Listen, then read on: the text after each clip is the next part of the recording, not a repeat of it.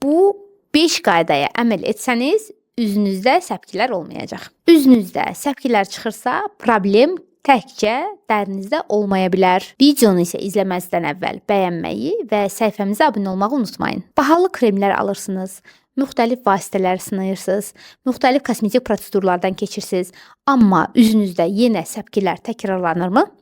Bəzən səbəb dərinizin özündə deyil, orqanizminizdə gizlənibdir. Üzünüzdə tez-tez səpkilər yaranırsa, bu 5 faktora diqqət etməniz lazımdır. Birincisi, hormonal balans. Xüsusilə çənə və alt üz nahiyəsində yaranan, təkrarlanan səpkilər androgen hormonlarının, yəni kişi hormonlarının artması ilə və ya poliendokrin metabolik yumurtalıq sindromu ilə əlaqədar ola bilər. İkincisi, yüksək şəkərli qidalarla qidalanmaq.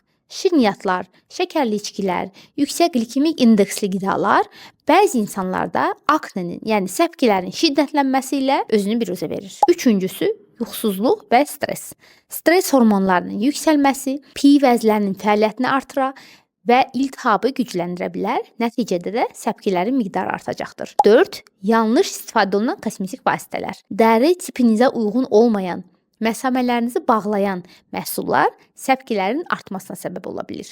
Və 5. Bəzi dərmanlar və vitamin əlavələri. Xüsusilə həkim nəzarəti olmadan öz başına yüksək dozalı B12 vitamini, bəzi hormonal preparatlar, bəzi vitaminli preparatlar, kortikosteroidlər və qida əlavələri insanlarda həddən artıq üzdə səpkilərlə və bədəndə səpkilərlə müşahidə oluna bilər. Unutmayın ki, səpkilər adətən səbəbsiz yaranmır və əgər səpkidən uzun müddət əziyyət çəkdirsinizsə, yanaşı olaraq aybaşı pozunluğu, artıq tüklənmə, saç tökülməsi də müşahidə olunursa, bu zaman bir endokrinoloq müayinəsində olmanızda fayda vardır.